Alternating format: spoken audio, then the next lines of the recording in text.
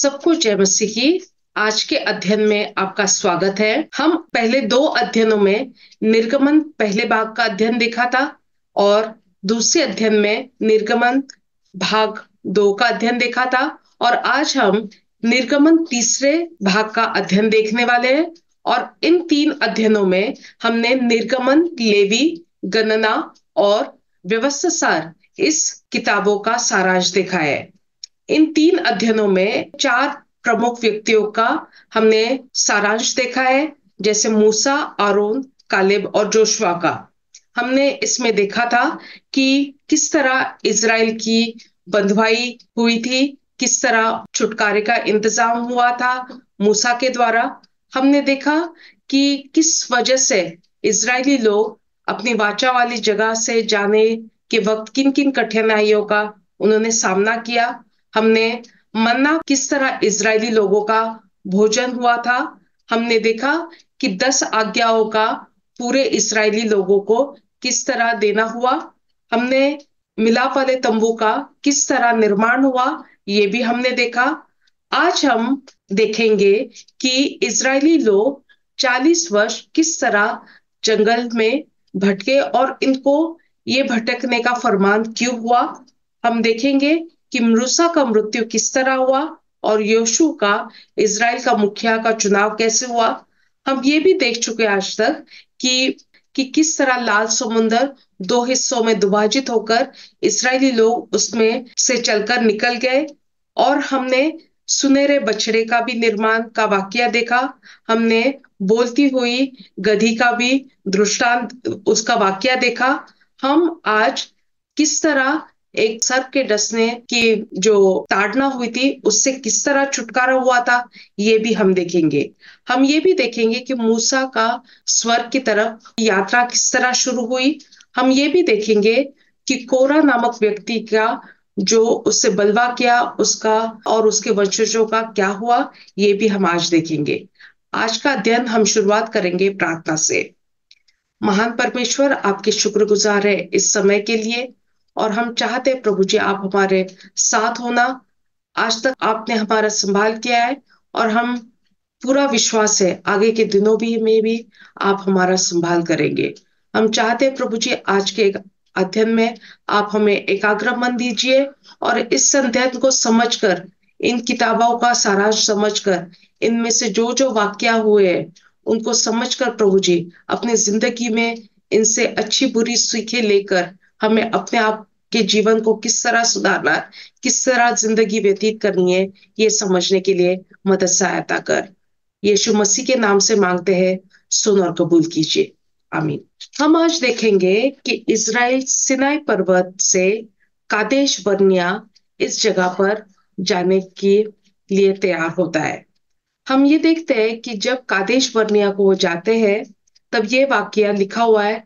गिनती 10, 11 से लेकर गिनती 12, 16 तक इस वाक्य का वर्णन किया गया है। जब इजरायली लोग चलते थे जंगल में, तब दिन में उनको एक बादल छाया देता था और वही बादल रात को आग का गोला बनकर उनको राह दिखाता था।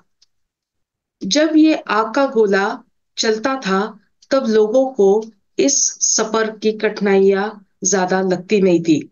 और जब वाचा वाला संदूक मूसा के लोग आगे लेकर चलते थे, तब मूसा आज्ञा देता था कि परमेश्वर हमारे साथ होना और जिस तरह हम जा रहे हैं, जो रास्ते में जो भी हमारे शत्रु आते हैं उनको तितर बितर कर देना, और जो परमेश्वर तुझसे घृणा करते हैं वो तेरे आगे से भाग जाए। जब ये वाचा वाला संदूक एक जगह थम जाता था, तब परमेश्वर का जन मूसा कहता था कि हे परमेश्वर, तू इजरायली लोगों के संरक्षण के लिए, उनके संभाल के लिए लौट आ। हम देखते हैं कि सिनाई पर्वत से लेकर कादेश इस जगह को जाने के लिए बहुत समय लगना नहीं था। और सिनाई पर्वत से कादेश तक पहुंचने के लिए बहुत पथरीली जगहें थी और बहुत रेतीली जगहें भी थी।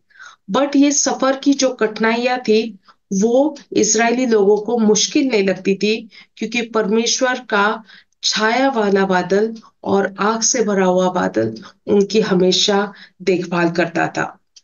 हम देखते हैं कि गिनती 11 में 4 से लेकर 6 तक बुड़बुड़ाने वाले इजरायली लोगों का वाकया देखा गया है।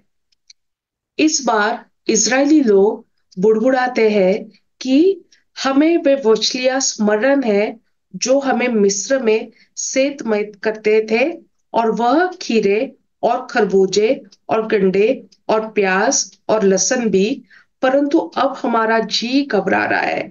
यहाँ पर इस मन्ना को छोड़ और कुछ भी देख नहीं पड़ता। लोगों को स्वर्गीय भोजन भी ज्यादा पसंद नहीं आ रहा था। उनको बंधुआई के दिन ज्यादा अच्छे लग रहे थे। उनको लगता था कि जो खान पान उन्हें बंधुआई के वक्त मिलता था वो आज उपलब्ध नहीं थे, इसलिए वो बुड़बुड़ाने लगे। जब परमेश्वर ये बातें सुनता है तो उनके इस बगावत के लिए उन्हें ताड़ना देने के लिए वो आग भेजता है, और काफी सारे लोग इस आग में जुलूस कर खत्म हो जाते हैं।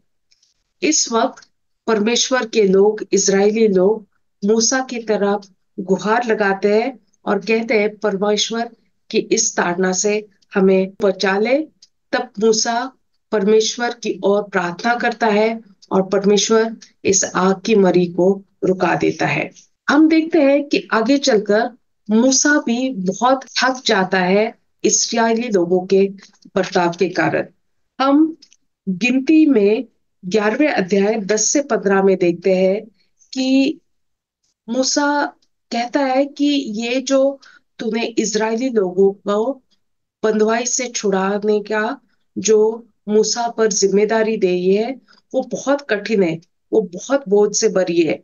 और मूसा इस जिम्मेदारी को निभाने के लिए और भी लोगों की सहायता चाहता है, क्योंकि मूसा देखता है कि हर वक्त इजरायली लोग चाहे परमेश्वर के चमत्कार चिन्ह और कार्य भी देखकर इजरायली लोग बुड़बुड़ाना खत्म नहीं कर रहे थे।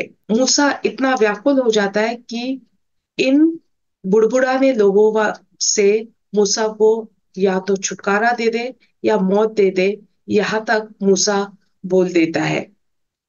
परमेश्वर जब मूसा की ये बातें सुनता है तो मूसा के लिए 70 व्यक्तियों का इंतजाम करता है जो मूसा की ये जिम्मेदारी बांट सके। इन बुड़बुड़ाने वाले लोगों ने और एक कार्य किया जिसके वजह से उनका नाश हुआ। जब ये लोग हमेशा हमेशा बुड़बुड़ा रहे थे कि हमें खाना अच्छा नहीं मिल रहा है, हमें मांस नहीं मिल रहा है खाने को, तो परमेश्वर ने एक बहुत बड़ी हवा चलाई और बहुत सारे बटेर उड़कर इजरायली लोगों के छावनी में आ गए, और इजरायली लोगों ने इन बटेरों को पकड़कर मारकर खाना शुरू कर दिया।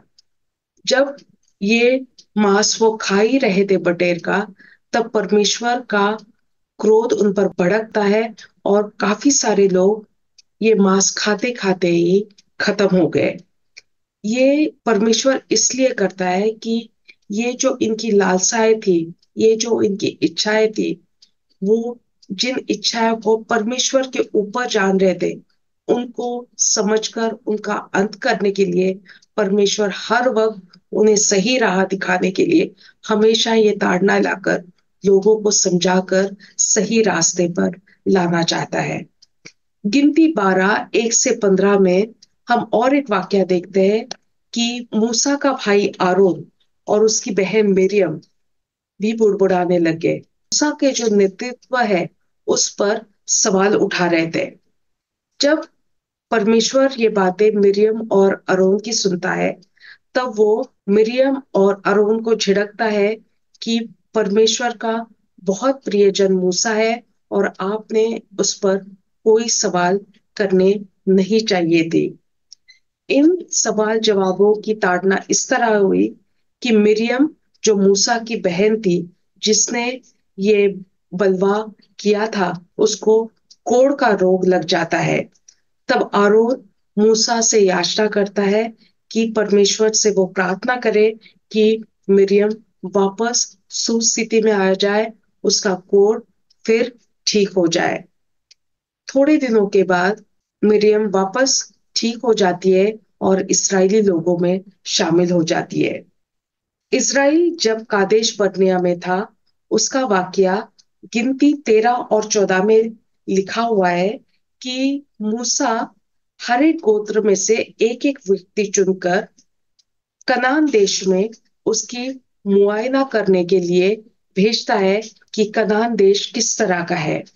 जब ये व्यक्ति हर एक गोत्र के जाते हैं और कनान देश को जांच कर रिपोर्ट लाते हैं, तब 10 गोत्रों के लोग आकर बताते हैं कि चाहे जो मर्जी हो, हमने ये पूरा कनान देश छान मारा है 40 दिनों के लिए और हम वहां जाकर बस नहीं सकते, हम उस जगह को अपने लिए जीत नहीं सकते हैं।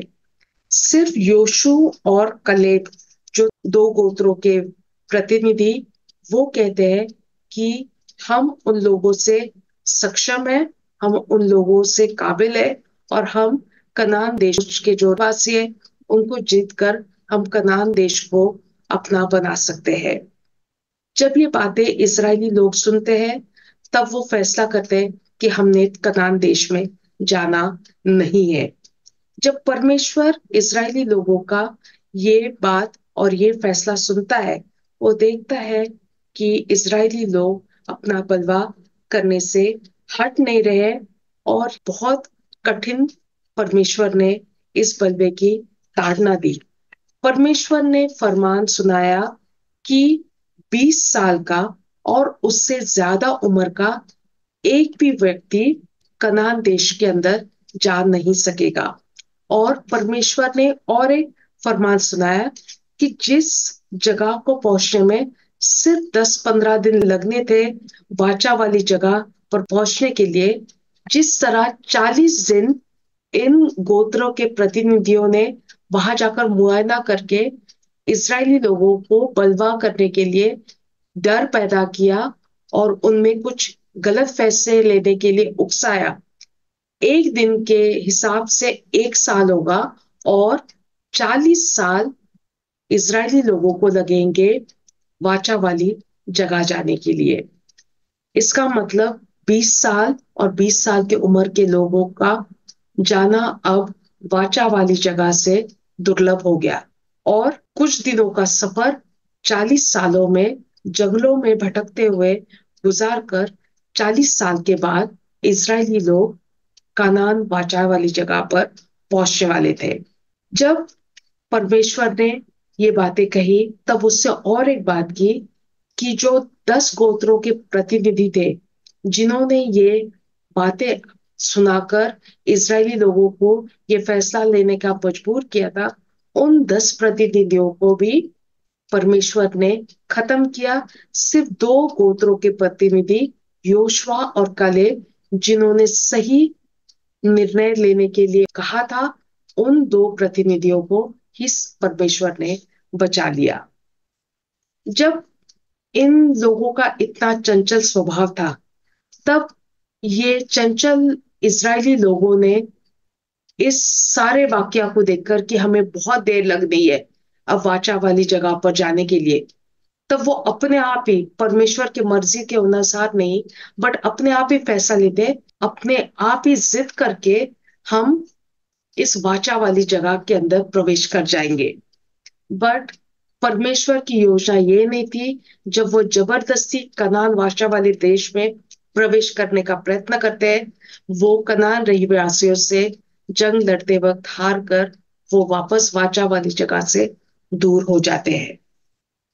इसी दौरान और एक वाकया होता है कि लेवी वंशज का एक व्यक्ति कोरा कुछ लोगों को साथ लेकर मूसा के खिलाफ एक षड्यंत्र रचता है।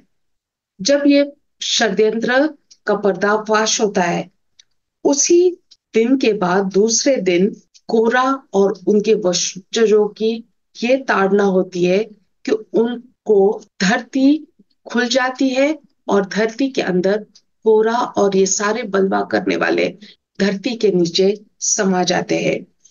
ये सारे परमेश्वर के जो ताड़ना वाले वाक्या भी थे, ये सारा होने के बाद भी इजरायली लोग मूसा को इन सारी चीजों के लिए कसूरवार ठहराते हैं। मूसा और आरोन में जो परमेश्वर ने प्रतिनिधित्व दिया था पूरे इजरायली लोगों का, उनको जो मुखिया बनाया था उन सारे इजरायली लोगों का, ये बात परमेश्वर की ओर से पुष्टि करने के लिए परमेश्वर और एक वाकया करता है।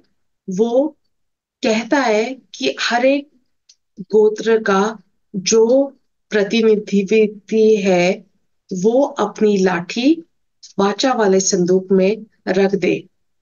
उसका खुद का नाम, जो प्रतिनिधि का है उसका नाम लिखकर, और दूसरे दिन उस लाठी का क्या होता है ये देखने के लिए वो लाठी सारे प्रतिनिधि वाचा वाले संदूक में रख देते हैं।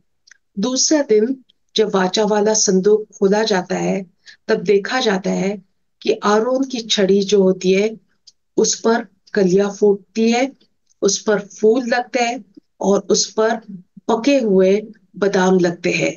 यानी इस बात से पुष्टि ये हो जाती है कि आरोन को प्रतिनिधित्व परमेश्वर की ओर से मिला हुआ था और दूसरे जो प्रतिनिधि थे उनके लाठियों का कोई बदलाव नहीं आया, वो वैसी के वैसी रही।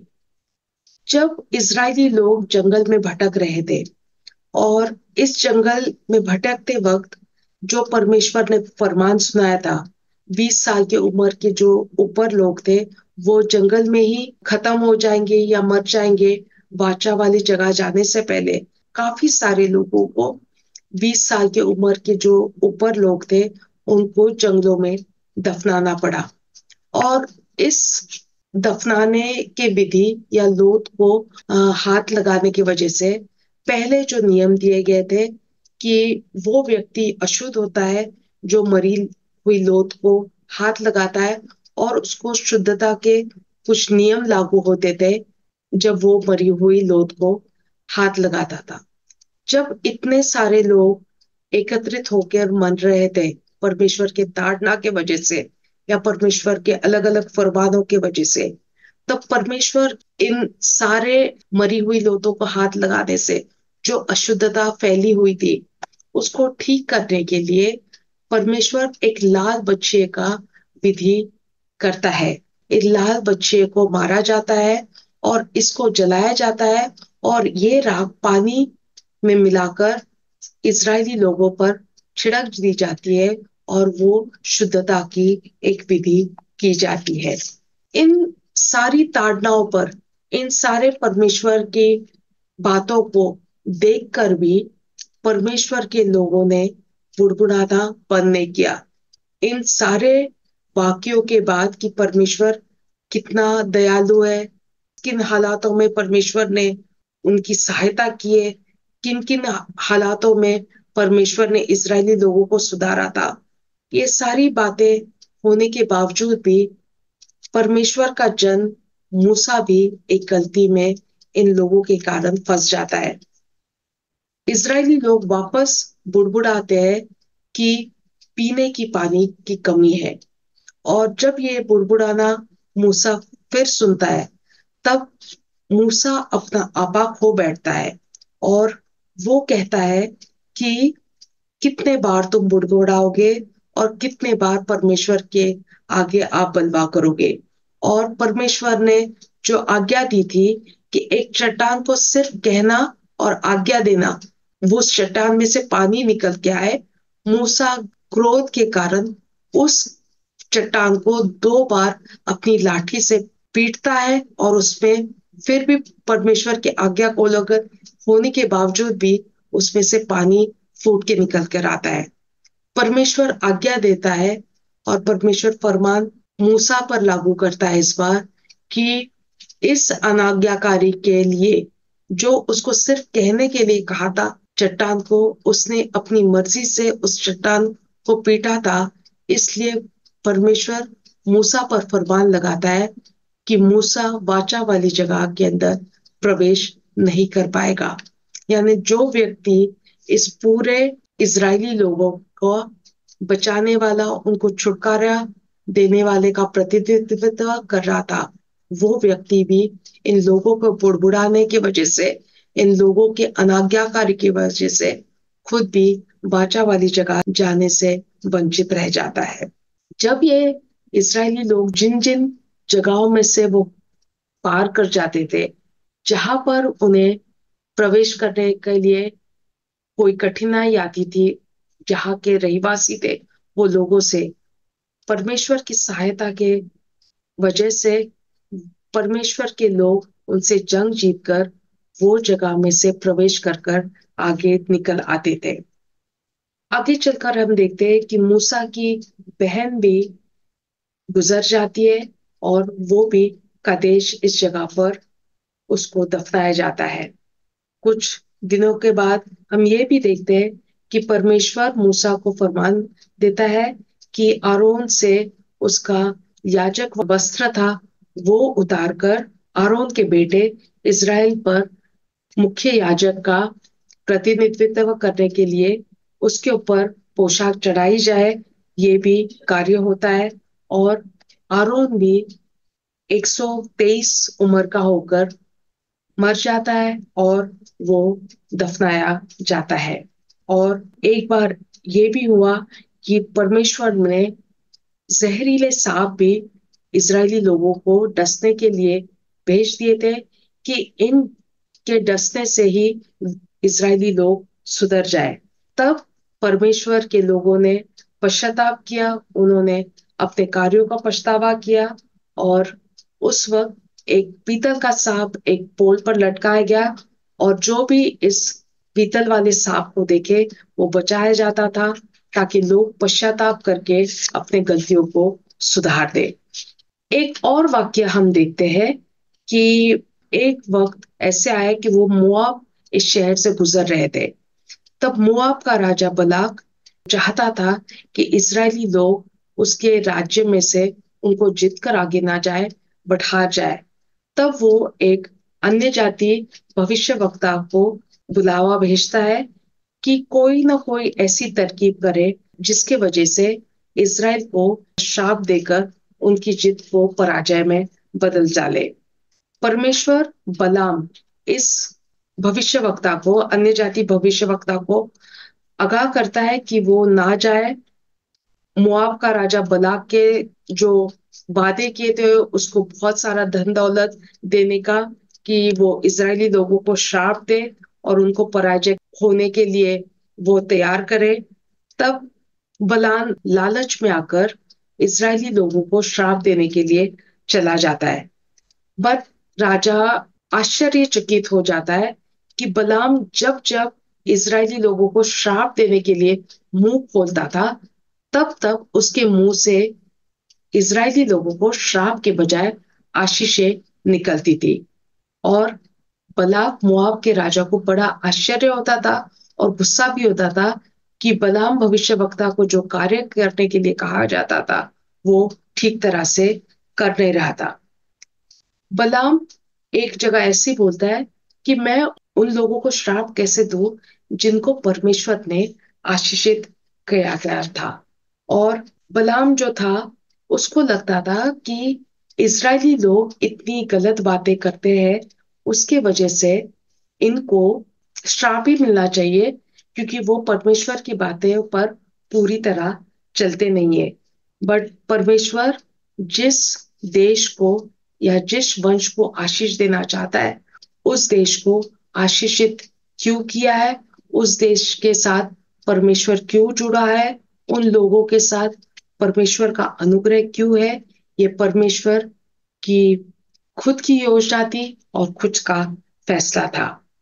आगे चलकर हम देखते हैं कि व्यवस्था सार 27:1-11 में हम देखते हैं कि जेलोफाद एक व्यक्ति था और वो मनुष्य इस गोत्र का था और वो मर गया और उसको 5 बेटियां थी और उसको कोई पुत्र नहीं था। तब ये बेटियां मूसा से गुहार लगाते हैं कि हमें कोई स्थान नहीं है या कोई जगह नहीं जिसको हम अपना कह सकते हैं, इसलिए हमें हमारे पिताजी के वारिस बना दे। तो इस वक्त हम इस वाक्य से देखते हैं कि बेटियों को भी पिता के आशीषों में या पिता के वारिस होने का हक मिलता है। हम देखते हैं कि एक टाइम ऐसा आ जाता है कि परमेश्वर जो है मूसा को कहता है कि जो मुखियापन की जो जिम्मेदारी मूसा को दी थी, अब वो मूसा आगे होकर वो मुखियापन का जो नेतृत्व है अब योशु पर प्रदान करे, और योशु इजरायली लोगों का नया मुखिया बनता है। ये हम देखते हैं कि व्यवस्था सार 27 12 टू 23 में ये बातें कही गई है। हम देखते हैं कि ये जो सारी बातें हैं जो इजरायली लोगों के साथ हुई है, ये सारी बातों पर जब मूसा याद करवाने की कोशिश करता है इजरायली लोगों को, और वो ये संदेश 3 संदेशों में बांटकर देता है। यहाँ पर वो संदेश में बातें सुनाता है कि वो याद करता है कि परमेश्वर के लोगों को उसके वैभव से अवगत कराया है। परमेश्वर ने जो कादेश बर्निया पर फरमान लगाया था, जहां से लोग 40 साल तक जंगलों में भटकने का फरमान सुनाया गया था, वो भी वाकया मूसा अपने इजरायली लोगों को याद दिलाता है। परमेश्वर का जन्म मूसा वो वाकया भी याद दिलाता है लोगों को, जिसके वजह से मूसा भी पाप करता है और वाचा वाले जगह से जाने से वंचित रह जाता है। परमेश्वर का जन्म मूसा इन संदेशों में 10 आज्ञाओं को वापस याद दिलाता है कि 10 हुक्म क्या है और उनकी मानने की कितनी आवश्यकता है परमेश्वर के लोगों को। ये बातें भी मूसा अपने संदेशों में सुनाता है। परमेश्वर का जन्म मूसा अपने संदेशों में ये भी सुनाता है कि अनाचार का जीवन, गलत तरह का जीवन और गलत हरकतों में फंसने का जीवन ये क्यों ना अपनाए, क्योंकि परमेश्वर से ये अनाज्ञाकारी होती है। ये भी वो अपने संदेशों में बताता है। परमेश्वर जन मूसा कनान देश का भी रूपरेखा देता है कि कनान देश किस तरह होगा और कनान देश में उन्हें क्या क्या आशीषें मिलेंगी। ये भी बातें मूसा इन संदेशों के द्वारा इजरायली लोगों को बताता है। मूसा अपने आर्थिक जो जिम्मेदारी है परमेश्वर के प्रति, वो भी परमेश्वर के लोगों को समझाता है। इन संदेशों में परमेश्वर का जन्म मूसा कपड़ों के बारे में, खान पान के बारे में, वैवाहिक जीवन के बारे में, औरतों की जिम्मेदारियों के बारे में, लड़ाई की जिम्मेदारी में, ये भी बातें परमेश्वर के लोगों को समझा देता है। सबसे महत्वपूर्ण चीज वो समझाता है परमेश्वर की क्या वजह थी, क्यों परमेश्वर ने इजरायली लोगों को बंदीवास से छुटकारे वाला जीवन क्यों देना चाहता था, वो क्यों इजरायली लोगों से इतना प्यार करता था। ये सारे बातें भी मूसा परमेश्वर के जन ने परमेश्वर के लोगों के साथ साझा की कि परमेश्वर का लोग सही चुनाव करे, परमेश्वर का आशीषों का चुनाव करे, परमेश्वर के श्रापों का चुनाव ना करे। मेरे भाइयों और बहनों, आज हमने परमेश्वर के वचन से उत्पत्ति के बाद निर्गमन, लेवी, गिनती और व्यवस्था, इस किताबों का सारांश देखा, और मैं चाहती हूं कि आप इन सारांश की बातें समझकर, इन चारों किताबों को अच्छी तरह पढ़कर, परमेश्वर की बातों को समझकर, परमेश्वर के वचन का आनंद लेकर, परमेश्वर के वचन के आशीष ले। आमीन।